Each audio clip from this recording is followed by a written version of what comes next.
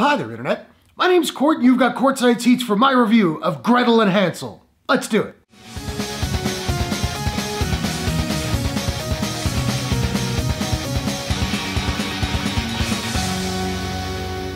Gretel and Hansel is a fantasy horror thriller from director Osgood Perkins and Orion Pictures. The film stars Sophia Lillis, Alice Krige, and Samuel Leakey. A long time ago in a distant fairy tale countryside, a young girl leads her little brother into a dark wood in desperate search of food and work, only to stumble on a nexus of terrifying evil. Now, much as I really liked Sophia Lillis in that first It movie, I didn't have a whole lot of hopes for this one. January horror film, we've seen the story a whole bunch of times, and 57% on the Tomatometer. What can I say? I dug this movie way more than I was expecting to. I think this movie's not gonna work for a lot of fans of more traditional horror flicks. It's only 87 minutes, but it's a methodically paced slow burn without a lot of jump scares. In fact, I wouldn't even really call this movie scary, but it's genuinely creepy at times, occasionally rather unsettling, and it's got some really delightfully weird moments. Now, as I mentioned, I like Sophia Lillis, and she is pretty good as Gretel. Samuel Leakey is a newcomer who's playing Hansel. I thought he was decent, although the two of them could have had better chemistry together. And it was odd that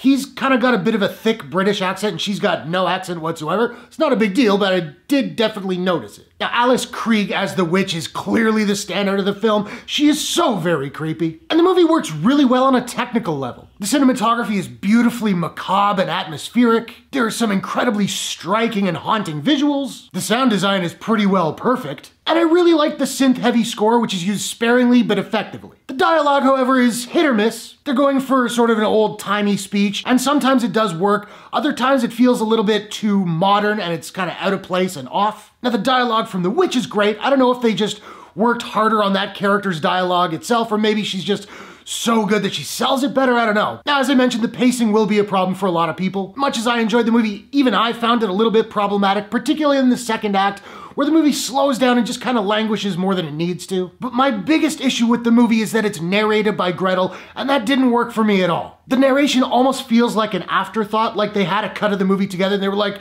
some of this isn't clear enough, get Sophia Lillis in a sound booth. It feels completely unnecessary and expository, telling us stuff that we're already seeing. And I honestly think the movie would be better without it, allowing us to infer things that we need to know in more ambiguous scenes. And I hope that the home release of the movie will have an option to just turn off the narration. I think it'd be a better movie for it. I enjoyed Gretel and Hansel. It's not without its problems, but it's eerie and atmospheric with a very good and very creepy performance from Alice Krige. And while I do think it will disappoint more traditional horror fans, I think if you go into it expecting more of a dark fairy tale than a full-on horror film, you might have a really good time. Now, I don't have a proprietary rating system as of yet, so I'm just trying to figure out what I'm gonna give Gretel and Hansel. And I think I'm gonna give Gretel and Hansel a...